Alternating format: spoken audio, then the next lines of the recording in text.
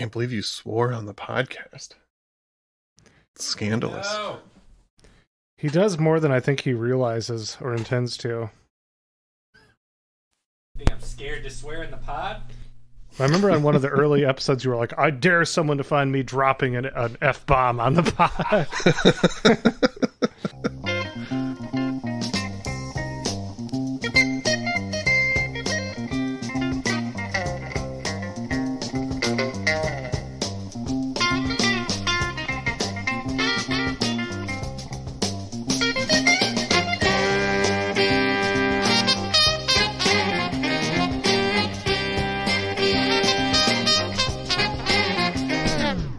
Welcome to I'd Buy That for $1, a podcast about inexpensive, common, and underappreciated records that are waiting to be rediscovered. I'm your host, Sean Hartman, and despite all my rage, I'm still a life lover. Aw. That's kind of heartwarming, actually. Kind of like the song Life Lover. But we'll get there. Yeah, there you go. We'll get there. I'm co-host Jeremy, and I'm just one of the guys here today. You are, aren't you? Yeah? Well, I'm co-host Peter Cook, and I am for the third year in a row, the top Tupperware salesman in the Midwest. Do you feel like your achievements in the Tupperware universe have been properly noted and appreciated? I do. I got Tuppies for days. Is that the award for... Yeah. Ah. Yeah. Great, great. Recognition. Love for people to get their proper recognition, which is why today I have brought Phranc and their solo first album, Folksinger. Folksinger. Folksinger. Phranc, this isn't that guy with the big head, right? The big fake head? No. Not that Phranc? This is your average, all-American, Jewish lesbian folk singer. Ah, yes. Phranc. Of course. Spelled with a PH and a C at the end. Yeah. And let's just play a cut right out the gate here so you can hear what Phranc sounds like. I'm going to go with One of the Girls. All right. Let's do that. We're talking side A, track 5.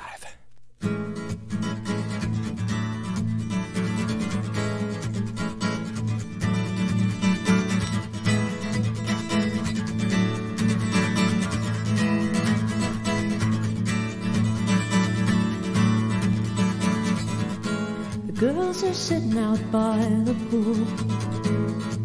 Quite a few live in Malibu. They've got the sandwiches in their igloo cooler.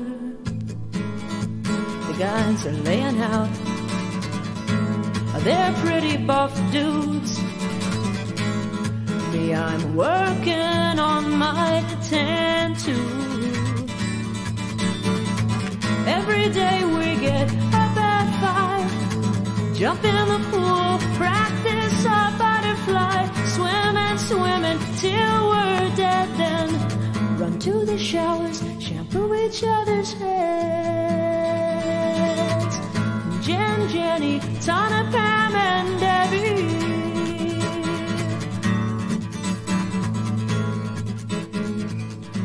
Are some of the girls. Jen, Jenny, Tana, Pam, and Debbie.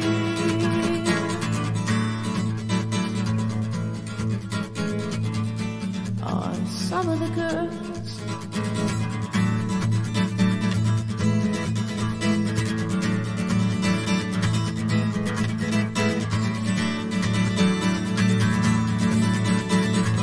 I've always been one of the dudes with my flat top and my combat boots. Now I'm learning all the thrills come with wearing espadrilles. Jen, Jenny, Tana, Pam, and Debbie.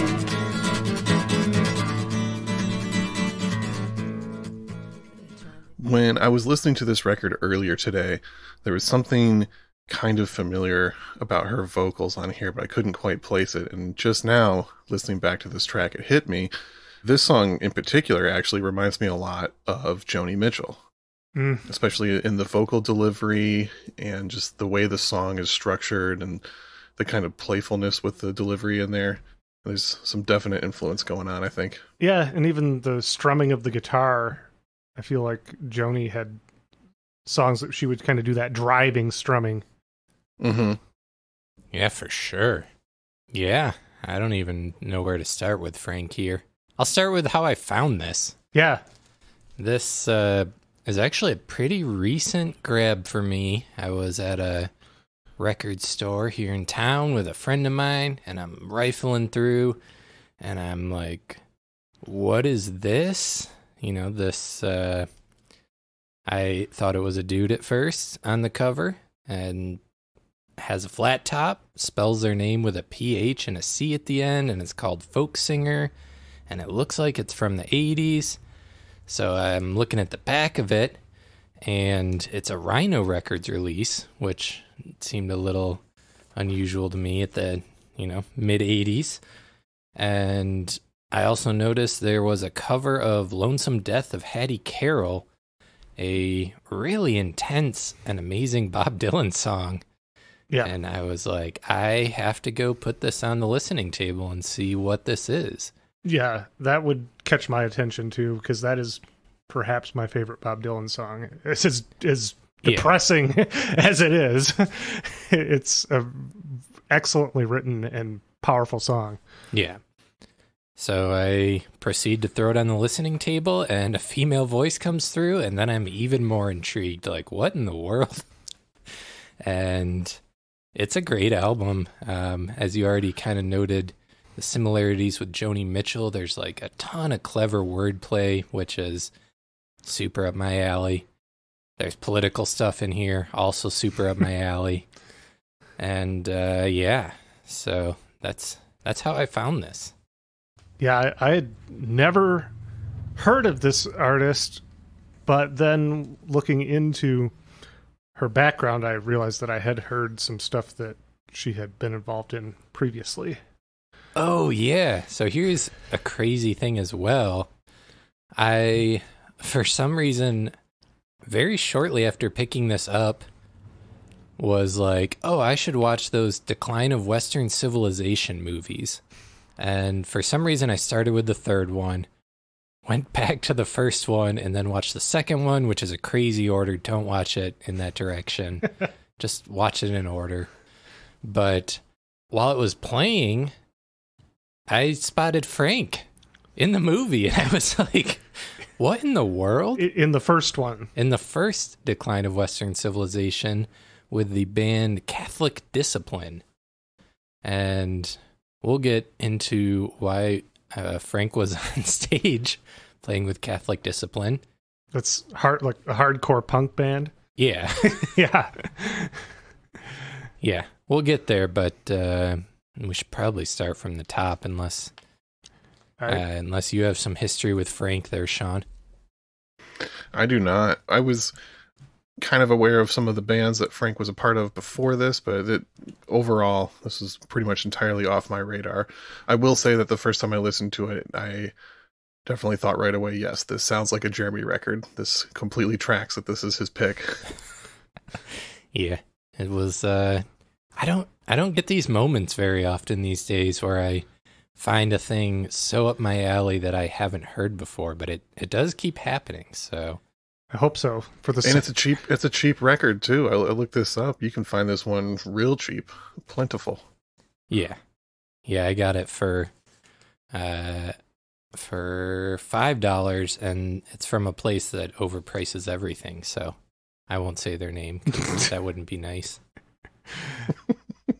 Well, but $5 is like the lowest price they put on records at the store. There are a number of places that operate that way nowadays. I feel like in some cases the dollar bin has become the $5 bin. Yeah.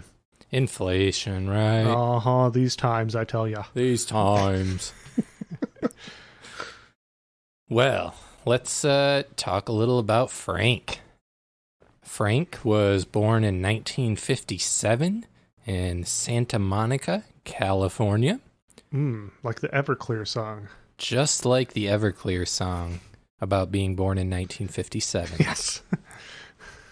Phranc's parents named Phranc Susan Gottlieb and grew up in California. And Phranc was into Janice Ian, who we had covered previously, and Alex Dobkin, who was a Jewish lesbian communist folk singer. So kind of the predecessor for Phranc. Also makes interesting, cool tunes if you're into this. I should probably have saved that for the recommended albums part at the end, but alas. Here we are. Here we are. And Alan Sherman was also a big influence. Like, hello, mudda. Yes. Hello, fada. And you can hear it. If you listen to these songs, like some of them tend more like almost goofy. Like it's political, it's like intelligently wordy, but also like playful and goofy in certain songs. And you can hear that kind of Alan Sherman influence. Yeah. Well, there's a lot of political folk that's also on the playful side. Yeah. Yeah, definitely. This is a continuation in that vein. Yeah. Phranc's mother got her into art, which would become a big part of Phranc's life throughout her life, including now. I'll say more on that later. We'll leave that at that for now. She started learning guitar as a teenager, started surfing at age 9, and she continued surfing at least into the 90s. I couldn't find her saying anything about surfing after the 1990s, but she was a big-time surfer, living that California life. Yeah, must be nice. Peter and I are currently sweltering in Michigan's muggy summer, so yeah, Peter's wishing for a little ocean breeze right now. Bring it on. Also, Peter's had a lifelong dream to be a surfer. Unfulfilled. I gotta say, I've done it, and it's way harder than it looks. It is so hard. I watched people surfing in Hawaii when I was there a few years ago, and I was like, whoa, that looks way harder than it was in the like California games when I played those on the video game system. Yeah. Yeah, I thought as a longtime skateboarder, I'd just be able to pick it right up, and like, no, you have to be like good at swimming, and it's like a whole different thing, and yeah.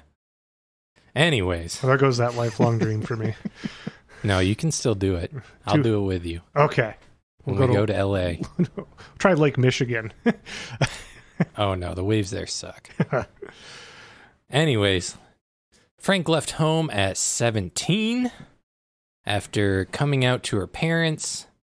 She said she knew she was a lesbian as a kid, and her parents just like didn't want to believe it, and then she like came out again, and they were like, that's not cool with us. But they did end up reconciling, and she said she was close to her parents like by her mid-20s. In an interview I saw, she said they'd already like reconciled and they're close again. So that's good, because that doesn't happen for everybody. Very true. But she began working on projects at the Women's Building in LA and was actively in lesbian separatist communities that she described as militant. And that's where she adopted the name Phranc. Yeah, with a PH and a hard C. Yeah.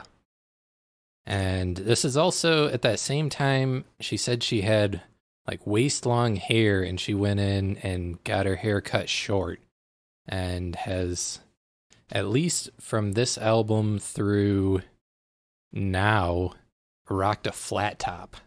Yeah. That is like, you know, her iconic look. Yeah. So the cover of this prominently displays that flat top. It almost seems like it could become a signature like Grace Jones style. Yeah, yeah, true. Let's get into the next track I want to play. I want to play her version of Lonesome Death of Hattie Carroll because it's such a great song, and she does a good job with it. Yeah, when I saw that you were going to feature this, I was like, that's fantastic. The only problem is you really can't just play a portion of this song and get the impact of it. Yeah, if somehow you haven't heard this, go listen to the full song after this podcast episode, because, the whole point comes at the end. Yeah. And it's that systemic injustice is fucked up. On that note. On that note, here's Lonesome Death of Hattie Carroll, Side B, Track 1. Williams and Singer killed poor Hattie Carroll with a cane that he twirled around his diamond ring finger at a Baltimore hotel. Society gathering, and the cops were called in, and his weapon took from him as they rode him in custody down to the station and booked Williams and Singer for first-degree murder. Oh, but you who philosophize disgrace and criticize all fear, take the rag away from your face. But now's not the time for your tears. Williams and Singer, who at 24 years owns a tobacco farm of 600 acres and rich wealthy parents who provide and protect him, and high office relations in the politics of Maryland, reacted to his deed with a shrug of the shoulders and swear words and sneering, and his tongue it was snarling. In a matter of minutes was on bail out walking. Oh, but you who philosophize disgrace and criticize all fear, take the rag away from your face. Now's not the time for your tears. Hattie Carroll was a maid of the kitchen. She was 51 years old and gave birth to 10 children who carried the dishes and took out the garbage and never sat. Spoiler alert, William Zanzinger gets a slap on the wrist for the murder of Hattie Carroll, in case you hadn't heard that song. Yeah. A 6-month sentence, is it, that he's handed out? Yeah. And that is when you bury the rag deep in your face, because now is the time for your tears. Yeah. Powerful song and a true story. Yeah.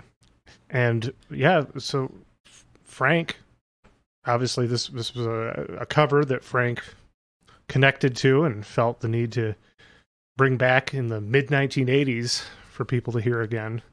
Yeah. As was a good move. It's a great song. One that stays relevant, unfortunately. Yeah. 50 plus years after it was written. 60 years. I don't know. It's been a long time now. Ugh, sad country we got here. Yeah.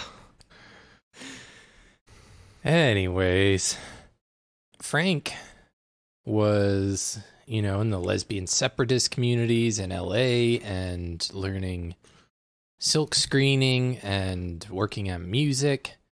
And Phranc was influenced by the women's music scene of the 1970s at this time. We covered Chris Williamson from Olivia Records on a previous episode if you want to know more about that scene. But she was inspired to move to San Francisco, expecting kind of a lesbian mecca there. And she found she was not really welcomed there. Phranc describes herself as a butch lesbian, and the sort of second wave feminism at the time really frowned upon the idea of lesbians adopting sort of masculine and feminine counterparts, as they saw it as recreating heterosexual relationships. So they kind of frowned upon it, which was unfortunate because butch lesbianism has a long history in the working class back like decades. And it is, it's an expression of who Phranc is. So that was unfortunate, but Phranc was very much welcomed into the punk community there. Yeah, and that makes sense. Yeah, they didn't care what about any of the high-minded stuff. But so Phranc ended up leaving San Francisco and going back to LA and just wanted to be in the punk world and wanted to play in a band.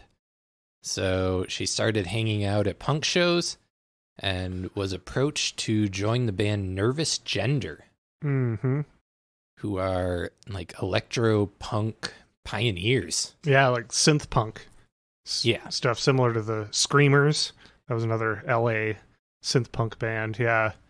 Yeah, I put some on and it was super good, experimental.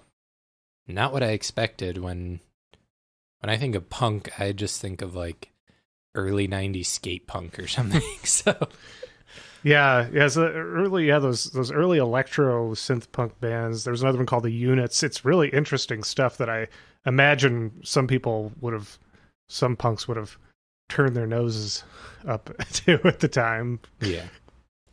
Yeah, and after briefly being in Nervous Gender, she joined Catholic Discipline, which is how she ended up in the Decline of Western Civilization documentary, which those are amazing, by the way. If you haven't seen them, check them out. Directed by Penelope Spheris, the sister of previously featured artist Jimmy Spheris. Our very firstly featured artist. Yeah, going back to episode 1 of I'd Buy That for $1. Yeah. So Phranc saw a lot of overlap between the lesbian separatists that she ran with and the punk world. To her, like, these groups should be together because they're all mad at the same things. Like, they all want the same kinds of changes, but these groups, like, did not overlap at all at that time. That's an ongoing problem. Yeah. the small little differences, rather than rallying around the bigger causes, letting those smaller little differences divide these movements. Yeah, and there was the very real, there was a lot, and probably still is, a lot of misogyny in the punk realm. Mm-hmm. If you watch that documentary, I was like stunned at some of the things they were saying. Yeah, and that is worth mentioning. As much as it's not surprising to me that they would have been welcoming of someone like Phranc, there were obviously still big issues within the punk world. I mean, Black Flag recorded Slip It In. There's some, sometimes those punks will try to act like they were more open-minded and progressive retroactively than they actually were at the time. Some of them have obviously developed significantly since then, like Henry Rollins has come a long way, but yeah. And Phranc took a stand against that. In the early 80s, Phranc wrote a song called Take Off Your Swastikas that is a really direct and potent song, and Phranc wanted to play it on an acoustic guitar because she wanted people to hear the words, because to her as a Jewish person, like, it's messed up for all these punks who say they're her friends to be running around with swastikas. And the common line of thinking in the punk world was it was meant to shock people and make them seem like edgy or whatever. Mm-hmm. But as Phranc points out in the song, she confronts it pretty directly by saying fascism isn't anarchy over and over, which that just makes my fist pump right out the gate. And also, if it was you in those ovens, you wouldn't think it was so cool. Mm-hmm. It's like, wow. It's direct. It's a potent message. So I thought that was pretty cool. Yeah, and that's what the best folk music is, right? Direct and potent with like an economy of words. Very true. Also, I should also mention she was in an all-women punk band called Castration Squad, which included Elisa Bello of the Go-Go's. Oh, nice. And punk and feminist icon Alice Bagg was also in that band. So they were a very brief existing band with some members that went on to do some big things. Mm-hmm. After her punk days, Phranc described herself as being strung out in the early 80s. She kind of implies... Oh, I do want to shout out, I should shout this out now. There is an excellent project that I pulled a lot of this information from called the Women of Rock Oral History Project, being done by Tanya Pearson, where she is going around and interviewing these women from all over the rock world about their actual history from their own mouths. So that was incredibly helpful resource in, getting the facts on Phranc's story here. Yeah, that's an important thing to document. I'm glad someone's doing it. Yeah. So Phranc described herself as being strung out, implied there was a lot of drug use and stuff going on in the punk world. And she decided to get clean and got really into swimming, which is that first song we played, One of the Girls, is about, the people she swims with. If you listen with that in mind, you're like, oh, that makes sense now. Swim buddies. Swim buddies, and she was super into it. That's actually, she'll regularly introduce herself as the all-American Jewish lesbian folk singer, but when she says all-American, she means in the collegiate sense of she's top 12 in the nation of being a Jewish lesbian folk singer.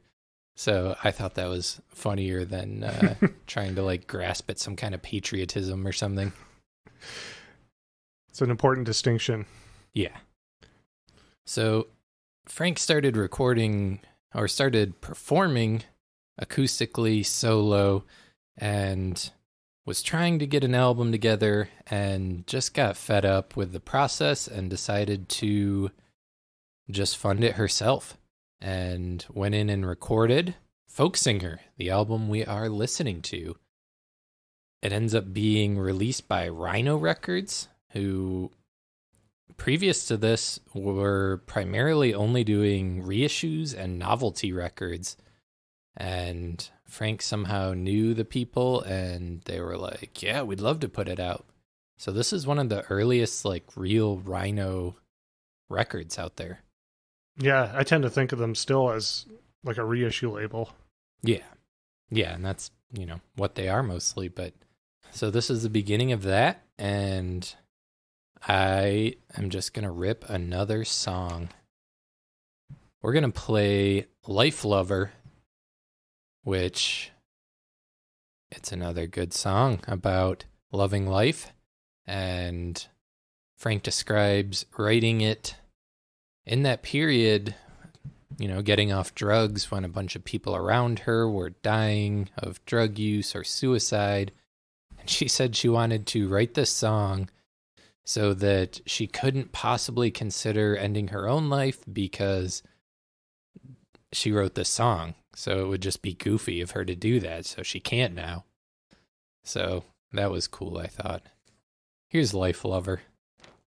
Side 2, track 6, the final track on the album. The ultimate cut.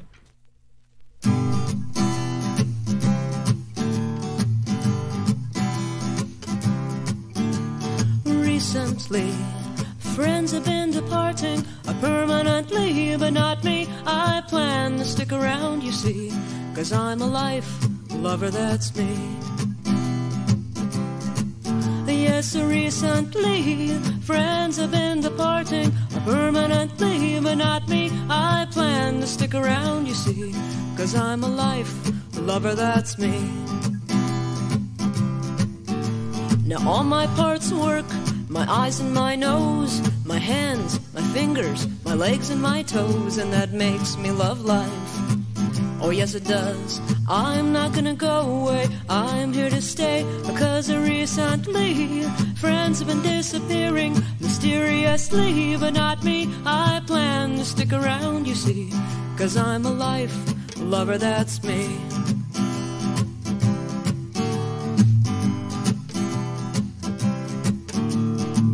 Now it hasn't always been easy, folks. Sometimes I get real depressed too. Hey, but if I can do it, then every single one of you can do it too. 'Cause recently friends have been departing permanently, but not me. I plan to stick around, you see, 'cause I'm a life lover, that's me.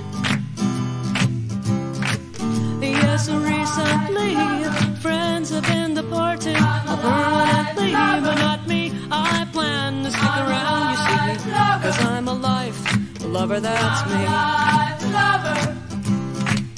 I'm a life lover. I'm a life lover. Recently friends have been Nowadays, and for many, many years now, it's not uncommon for artists who started in the punk genre to eventually go towards more singer-songwriter or folk-based material. But this is 1985, and I have to imagine that Phranc was one of the first people from the punk movement to turn towards folk music. I mean, you had a few groups that were kind of doing the folk punk thing, like the Violent Femmes would predate this, and you had artists that did what I think they call cow punk, like that had like country, folk, and blues influences, like the Meat Puppets, Social Distortion, the Gun Club. But regardless, this is that's like straight up folk right there. Yeah, there's little to no punk evidenced in this album at all, I'd say. Yeah. Really only in spirit. Aside from it sounds exactly like all the times I've gone and seen a local punk artist do a folk set. Like you talked about how there's, other artists that have combined folk and roots elements into it, but this like seems to have completely laid out the blueprint for being a former punk turned folk musician. Yeah. This feels like a watershed moment. Mm-hmm. Where are all you punks citing Phranc? There are some out there, but we'll get there. This album did end up putting Phranc on the map. It was a watershed moment. Phranc got invited to open for the Violent Femmes, who you just mentioned, along with Husker Du and the Pogues. Oh yeah, that's another one. Yeah. And after her second record, I Enjoy Being a Girl, she was invited to open for the Smiths on what ended up being their final tour, and was playing for many, many thousands of people at that point. Yeah, that's a high-profile gig right there. Yeah, and went on to open for Morrissey when Morrissey went solo after that as well. Also, still very high profile. Yeah. And Phranc describes it, she saw it as her job to be in front of people and to be openly gay and be someone that, people in the crowd can look to and identify with and be like, it's okay for me to be this way. Here's a person who is celebrated in front of thousands of people. So I thought that was pretty cool. Phranc kind of hit her peak around 1991 with her popularity peak, I should say. With her third album, Positively Phranc. She was opening for Morrissey after that and was scheduled to open in Madison Square Garden a few days later, and she received a phone call that her brother had been murdered. Oh, and yeah, that seems to have really sent her life sideways. She left the tour and went right back home when she heard about it. And she kind of just fell out of the music world for a few years. And, she describes in the interview I saw that she kind of understands now. Like at the time it felt bad, but now she can look back and see like, well, I wasn't working. And if you're not working, the music industry doesn't care about you. They're moving on to the next thing. They're not going to wait around. So she did make a comeback. After a few years, she put on a show called Hot August Phranc, where she was doing Neil Diamond's repertoire and would dress up like Neil Diamond and do like the whole thing. So that kind of got her back into music. She went on to record another album, Milkman, in 1998, and another EP after that. And she still performs a little bit, but primarily has switched over to visual art at this point. She goes by the Cardboard Cobbler and makes absurdly real-looking art things out of cardboard. It'll just be like, I mean, like one of them I saw was an actual shoe, and it looks like a regular shoe, but it's made out of cardboard. And she'll do like chocolate bars and like, I don't know. It's pretty wild stuff. And she was also really into Tupperware. Oh, right. Yeah, she did have a run for a little while where she was like the top Tupperware seller out in LA. And she describes the internet as kind of ruining it. She definitely seems to have felt like a big sense of community with the Tupperware world previous to the internet, because you're going to people's houses, you're talking with them, you're meeting them. She would like sing songs about Tupperware. And yeah, she was really into it, and she didn't get the recognition she felt she deserved in the Tupperware world, and the internet ruined it. You know, as evidenced by my title, I completely sympathize with her. Peter gets it. Yeah. So, yeah, she had a Tupperware face that sounded pretty cool too. And yeah, that's catches us up to now with Phranc. Phranc in a nutshell. Well, Sean, what you got for us for recommended similar albums? I have 3 records picked out if you want to dig further. The before-mentioned Chris Williamson. We did the album The Changer and the Change from 1975. It's an influence on Phranc and similar themes, a little bit of a similar style, a decade apart, but an important listen, and you can go back and find that episode and listen to the music. And worth noting, that's another Jeremy pick. Yes. True. And then Suzanne Vega, self-titled from 1985, has some similarities, a little more like pop and rock on that record, but there's a similarity in delivery. They both have like deep-rooted folk influences going on. Yeah, that was one of the first artists I thought of when listening to this. I didn't think of that, but that makes a lot of sense now that you say it. Yeah. And then last one, self-titled by Joan Armatrading from 1976. Ah, yes. Another artist we previously featured on the pod. Mm-hmm. Excellent. Well, thank you, Sean. And before we get out of here, I have a short installment of For the Record, Peter's favorite, where we correct misinformation stated in previous episodes of the podcast, because we want this to remain a credible source for research. True. Going back to our Bee Gees episode relatively recently, we said that the song New York Mining Disaster 1941 was their 3rd overall single. Let me just clarify something. It was their 3rd hit single. That was the 3rd song they had that was a significant hit. It was their 13th overall single at that point. They had cranked them out. On our Rick Derringer episode, we said that Rick Derringer, at the age of 17, had recorded all of the instrumentation for his band The McCoys' hit song Hang On Sloopy. Well, there was some confusing wording in the article that we sourced that information from. It was actually the band The Strangeloves who recorded the instrumental track on Hang On Sloopy. The Strangeloves were a writing and production team from Brooklyn, New York.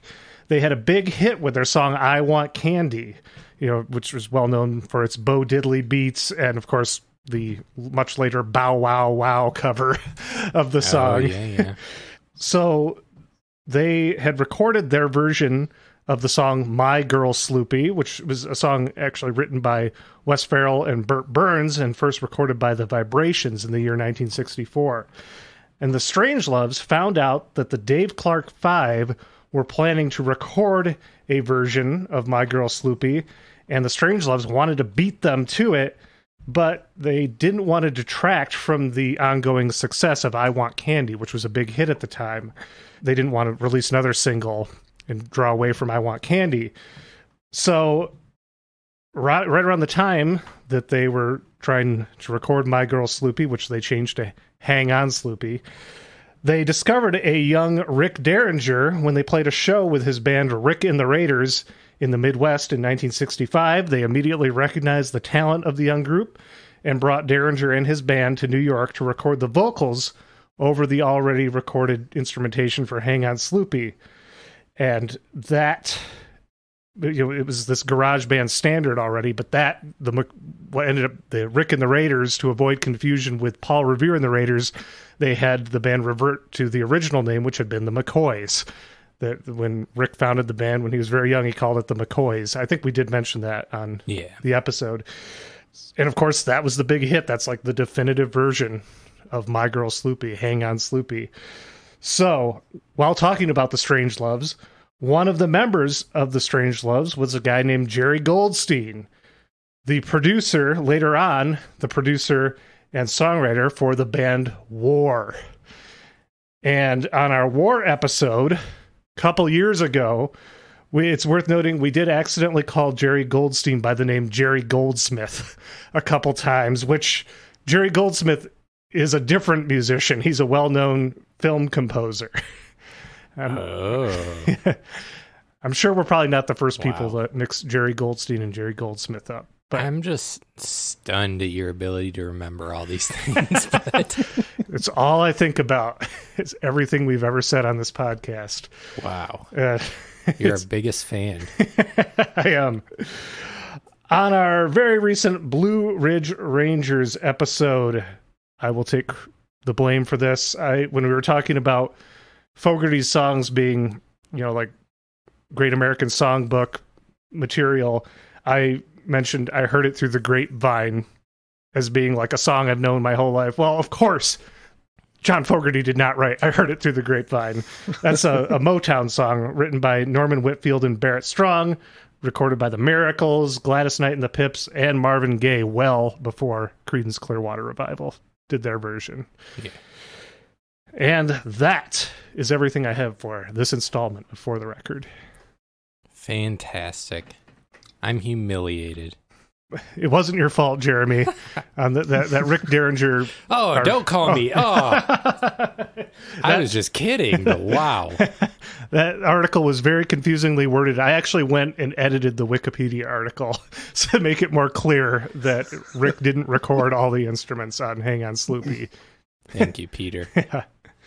Going back to Phranc, though, do we have any final thoughts? This is a very unique and interesting record you've brought here, Jeremy. Yeah, and high quality. Yeah, it's of a high quality. It was unknown to me before very recently. It's like flown under the radar, but it is highly influential in certain circles, specifically the LA queercore movement that would follow it, and the Riot Girl movement. There are multiple people who have cited Phranc as being a big influence. So, oh yeah, I wouldn't be surprised if like Kathleen Hanna from Bikini Kill cites her. Yeah. So yeah, this it's like one of those things that has a big presence in certain circles, but I want it out into all the circles. So here's Phranc. Out into the circles, Phranc goes. Cool. Well, what did you pick as the final selection? Oh, right. I picked Caroline for the final song because I like it. I think it's a good song. And this one definitely feels in the more like Olivia Records vein. It's kind of an intimate song about having a crush on someone. So Yeah, which of course, when that Chris Williamson album, hearing songs in, what was that, 1975? yeah, Hearing a woman sing a song about affection for another woman I got like goosebumps listening to that. I think 85, it's still pretty substantial to hear that. yeah, still not normalized at that point, I'd say, and it's just a good song. So we're gonna leave with that one. Wonderful. Well, thank you, listeners, for tuning in to yet another episode of I'd Buy That for $1. You can check us out on social media, Instagram at I'd Buy That Podcast, Facebook, I'd Buy That for $1. We also have an I'd Buy That for $1 group where we share records, cheap finds. Come be a part of our community. This is Peter Cook signing off. I'm Jeremy Ruggles. And I'm Sean Hartman. Here's Caroline, Side B, Track 5.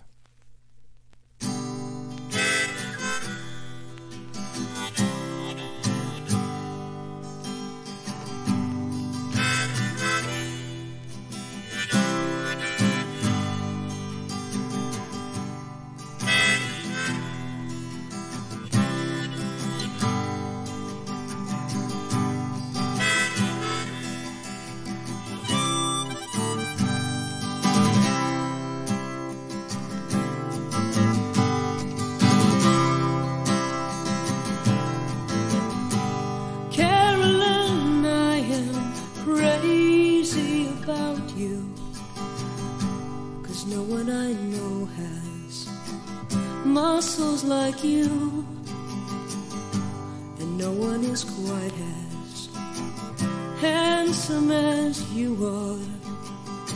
Oh, Carolyn, I'm impressed by you.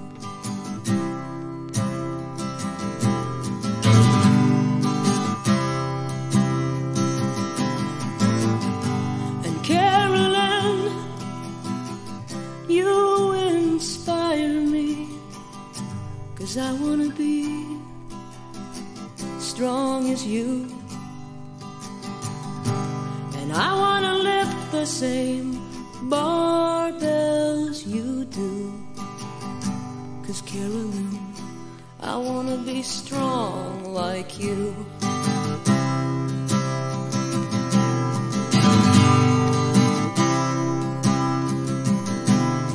It's no small thing, I've got a crush on your hamstrings.